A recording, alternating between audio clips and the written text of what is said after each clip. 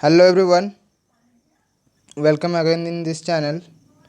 और आज हम लोग देखेंगे जेपीएससी मेंस का 2016 का एक क्वेश्चन था साइंस पेपर से। वो क्वेश्चन ये था कि कैप्लर के ग्रहीय गति के सिद्धांत का वर्णन करें और चंद्र ग्रहण एवं सूर्य ग्रहण के बीच प्रभेद बताएं। इंग्लिश में क्वेश्चन ये था कि state Kepler's law of planetary motion and distinguish between lunar and solar Eclipse. ये टोटल क्वेश्चन था 32 मार्क्स का। ये क्वेश्चन था आपका 32 मार्क्स का, ठीक है। तो ये क्वेश्चन 32 मार्क्स का था। तो कैसे लिखा जाए इस क्वेश्चन को, एक फ्रेमवर्क वो देखेंगे। देखिए, अब जो तो क्वेश्चन मत लिखिए, सबसे पहले आप प्रीवियस ईयर क्वेश्चन पेपर को जरूर बनाएं, ठीक है। प्रीवियस ईयर क्वेश्चन पेपर का आंसर लिख के देखिए आप कितना सकरे। तो वही मैंने यहाँ वहाँ से क्वेश्चन नहीं उठाया, सीधे प्रीवियस ईयर से उठाया जो 2016 के जेपीएससी मेंस में आया हुआ क्वेश्चन है। तो एक क्वेश्चन मैं इंग्लिश में भी लिख सकता था, बट मुझे लगता है झारखंड में मोस्ट ऑफ द स्टूडेंट क्या है कि हिंदी मीडियम से है, तो इसीलिए मैंने यहाँ हिंदी में लिखा। पहले मैं सोच रहा था कि इसे इंग्लिश में ही लिख के दूँ, but most of the student comes from Hindi medium, तो उनके लिए मैंने ये हिंदी में आंसर को लिखा है, ठीक है। तो अब देखिए यहाँ पे क्वेश्चन क्या है, तो कैप्लर के ग्रह गति के सिद्धांत को वर्णन कीजिए, ठीक है। तो सिर्फ यहाँ पे आप इंग्लिश में पढ़ेंगे तो state Kepler's law of planetary motion, only statement लिखना है, ठीक है। जो पहला क्वेश्चन जो यहाँ पहला क्वेश्चन जो ये है, इसमें डिकोड ये है कि कैप्लर का जो प्लानिटरी मोशन के जो लॉज हैं, जो 3 लॉज हैं, 3 नियम है, उन तीनों नियम के सिर्फ स्टेटमेंट लिखना है, ठीक है। उनको प्रूविंग नहीं मांगा है, ठीक है, उनका प्रूविंग नहीं मांगा है। और ये जनरल स्टडीज का पेपर है, कोई ऑप्शनल पेपर नहीं कि आपको प्रूव करने दे दिया जाए कि आप प्लानिटरी मोशन को प्रूव कीजिए। ओके, तो सबसे पहला ये है, आप ज़्यादा नहीं लिखिए, बस क्या लिखिए, उनके 3 स्टेटमेंट। यदि आप 11th के एनसीईआरटी अगर आप सिलेबस पहले से पढ़े थे तो आई थिंक ये वाला टॉपिक आपने कवर किया होगा। तो 11th के एनसीईआरटी में ये टॉपिक दिया हुआ है, ठीक है। आप हिंदी मीडियम इंग्लिश मीडियम कहीं से भी ले सकते हैं। तो 11th के एनसीईआरटी में ये टॉपिक दिया हुआ है और आसान सा टॉपिक, एकदम आसान सा क्वेश्चन है ये कैप्लर्स के प्लानिटरी मोशन का। तो इसमें ओनली स्टेटमेंट को बताना है आपका, ठीक है। देन आप देखिए यहाँ पे चंद्र ग्रहण एवं सूर्य ग्रहण के बीच विभेद, यहाँ पे प्रभेद है, वहाँ पे क्वेश्चन में प्रभेद था, मैंने विभेद लिख दिया, ठीक है। मतलब डिस्टिंग्विश करना है, इनके दोनों के बीच में डिफरेंस बताना है, ठीक है। और ये क्वेश्चन टोटल 32 मार्क्स का। तो ये टॉपिक आई थिंक आपने ज्योग्राफी में पढ़ा होगा, ज्योग्राफी आपने कंप्लीट किया होगा, तो वहाँ पे आपको ये टॉपिक मिला होगा, ठीक है। तो ये मैंने सोर्सेज बता दिए, एक स्टैंडर्ड बुक से आप पहले पढ़ लीजिए। तो मैंने लिखा है, फिर आप लिख के देखिए कि आप कैसा आंसर लिख पा रहे हैं या नहीं पा रहे हैं। पहले पढ़ लीजिए, ठीक है, पढ़ लीजिए, देन आप लिख के देखिए कि आप कर पा रहे हैं या नहीं कर पा रहे हैं। और पहला पार्ट है क्वेश्चन का, उसमें ओनली स्टेटमेंट बताना है, ठीक है। तो सबसे पहला क्या है देखते हैं। तो कैप्लर के ग्रह गति के, देखिए कैप्लर के ग्रह गति के नियम कितने नियम हैं, तो 3 नियम है टोटल उनके, ठीक है। कैप्लर का 3 लॉ है, ठीक है। 3 law, law of orbit, law of area and law of period, ठीक है। इस तरह से 3 नियम है। पहला नियम क्या बोलता है, देखिए कैप्लर का पहला नियम, प्रत्येक ग्रह सूर्य के चारों ओर दीर्घ वृत्ताकार, यहाँ इंग्लिश में मैंने एक्सप्लेन कर दिया, इलेप्टिकल। इलेप्टिकल का मतलब ये हुआ इलेप्टिकल पाथ, ठीक है, नॉट अ सर्कल। सभी को लगता है कि सर्कुलर पाथ में घूमता है, बट कैप्लर ने कहा था कि ये इलेप्टिकल पाथ में घूमता है, ठीक है। कैसे, दीर्घ वृत्ताकार इलेप्टिकल कक्ष में परिक्रमा करता है तथा सूर्य ग्रहण के कक्ष के एक फोकस बिंदु पर स्थित है, ठीक है। तो पहला नियम क्या है कैप्लर का, तो पहला नियम यह है कैप्लर का कि प्रत्येक ग्रह सूर्य के चारों ओर कैसे घूमता है, दीर्घ वृत्ताकार, ठीक है। कैसे, इलेप्टिकल पाथ में घूमता है, ठीक है। आप यहाँ देख सकते हैं कैसे घूमता है, दीर्घ वृत्ताकार में घूम सकता है। इस तरह से डायग्राम बना दीजिएगा तो आपका 2 या 3 मार्क्स का कुछ डिफरेंस हो जाएगा औरों से, सिर्फ स्टेटमेंट लिखिएगा तो ठीक है, आपको मिलेगा मार्क्स। बट आप अगर डायग्राम इस तरह से बना दीजिएगा, आप एनसीईआरटी पढ़े हैं तो वहाँ पे आप डायग्राम आपको मिल जाएगा, ठीक है। वहाँ डायग्राम मिल जाएगा, आप वहाँ से आप डायग्राम को देख लें, और देखने के बाद आप डायग्राम को एक बार प्रैक्टिस जरूर कीजिएगा, ठीक है। विदाउट प्रैक्टिस आपको नहीं होगा, ठीक है। तो डायग्राम देखने के बाद आप डायग्राम को ड्रॉ कर लीजिए।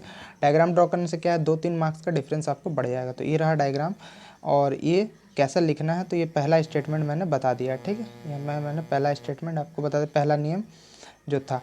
और ये रहा, ठीक है, ये कैसा है, इलेप्टिकल पाथ, ठीक है, दीर्घ वृत्ताकार में सूर्य घूमता है। एंड दूसरा नियम क्या है, जो सेकंड लॉ है, लॉ ऑफ एरिया, प्रत्येक ग्रह क्षेत्रीय वेग, एरियल वेलोसिटी नियत रहता है। इसका प्रभाव यह होता है जब ग्रह सूर्य के निकट होता है तो उसका वेग बढ़ जाता है। याद रखिएगा, जब प्लैनेट सूर्य के सामने होगा तो उसका वेलोसिटी इंक्रीज हो जाएगा, और जब वो दूर होगा तो उसका वेलोसिटी क्या हो जाएगा, डिक्रीज हो जाएगा। वेलोसिटी क्या है मैंने पढ़ाया है, आप प्रीवियस वीडियो जाके देख ले, कॉन्सेप्चुअल क्लैरिटी होना चाहिए, ठीक है। तो ये रहा इसका दूसरा स्टेटमेंट, और ये दूसरा स्टेटमेंट मैंने लिखा है। और ये देखिए यहाँ मैंने डायग्राम ड्रॉ किया है। आप ये डायग्राम आप तभी बना सकते हैं ना जब आप एनसीईआरटी को अच्छा से पढ़िएगा, अदरवाइज आप नहीं बना पाइएगा, ठीक है। अगर आप साइंस के स्टूडेंट नहीं हैं तो फिर आपको नहीं होगा ये कैप्लर्स के लॉ। साइंस के स्टूडेंट के लिए ही ये क्वेश्चन स्पेशली फोकस है, बट जो पढ़े रहेंगे वो कर लेंगे, ठीक है। तो 11th के एनसीईआरटी में ये मिल जाएगा दूसरा स्टेटमेंट, और ये मैंने हिंदी में इंटरप्रेट किया है। तो ये रहा आपका दूसरा नियम, और ये उनका इसका डायग्राम, ठीक है। इसको मैं समझा नहीं रहा हूँ उतना, क्योंकि यहाँ मैं बता रहा हूँ कि आंसर राइटिंग करना कैसे है, ठीक है। मैं यहाँ पे एक जेन्युइन आइडिया बता रहा हूँ। तीसरा नियम पे आते हैं। देखिए तीसरा नियम क्या है, तो सूर्य के चारों ओर ग्रह एक चक्कर जितने समय में लगाता उससे उसका परिक्रमण काल कहते हैं। मतलब कि सूर्य के चारों ओर जब पृथ्वी एक चक्कर जो लगाता है उससे उसका क्या कहते हैं, परिक्रमण काल, ठीक है। कहते हैं परिक्रमण काल का वर्ग t² ग्रह के सूर्य के औसत दूरी r के घन देयर मीन्स क्यूब के अनुक्रमानुपाती होता है, इन्वर्सली प्रोपोर्शनल होता है, ठीक है, अनुक्रमानुपाती होता है। ये रहा आपका दूसरा स्टेटमेंट, ठीक है, जहाँ r बराबर r क्या है, अर्ध दीर्घ अक्ष की लंबाई, length of semi major axis, ठीक है इंग्लिश में। और ये रहा t ग्रह के परिक्रमण काल, और के है कैप्लर नियतांक में देयर मीन्स कैप्लर कांस्टेंट, ठीक है। और यहाँ पे मैंने कुछ और लिख दिया, अर्थात इस जो ये जो स्टेटमेंट दिया है, ये जो स्टेटमेंट है, इस स्टेटमेंट का मीनिंग क्या है वो मैं यहाँ पे बता दे रहा हूँ। अर्थात सूर्य से अधिक दूरी के ग्रहों का परिक्रमण काल भी अधिक होता है। एग्जाम्पल में देखिए, सूर्य के निकटतम ग्रह कौन है, बुध है, जो 88 दिन में एक परिक्रमा पूरा कर लेता है। लेकिन जो वरुण जो नेपच्यून है वो कितना लेता है, 165 वर्ष। इसकी दूरी ज़्यादा है, समय ज़्यादा ले रहा है, दूरी कम है, समय कम ले रहा है, ठीक है। ये तीसरा स्टेटमेंट था आपका किसका, कैप्लर्स के लॉ का, ठीक है। अब आते हैं हम क्वेश्चन का दूसरा पार्ट को देखते हैं, ठीक है। तो सबसे पहले हमने वहाँ क्या है, चंद्र ग्रहण तथा सूर्य ग्रहण के बीच प्रभेद, ठीक है। चंद्र ग्रहण तथा सूर्य ग्रहण के बीच में क्या है, प्रभेद बताना है, ठीक है, डिफरेंस करना। तो देखिए सबसे पहले आप इंट्रोड्यूस कीजिए कि ग्रहण क्या है, ठीक है। सबसे पहले इंट्रोड्यूस कीजिए कि ग्रहण क्या है, मतलब एक्लिप्स क्या है, ठीक है। तो जब सूर्य, पृथ्वी और चंद्रमा दीर्घ वृत्ताकार, जो दीर्घ वृत्ताकार है, पथ पर सीधी रेखा में होता है, जब तीनों सन, मून एंड अर्थ, या फिर इस तरह से भी एक केस बनता है, सन, अर्थ एंड मून तीनों एक ही लाइन में जब होगा तो उसे हम क्या बोलेंगे, ग्रहण बोलेंगे, एक्लिप्स, ओके।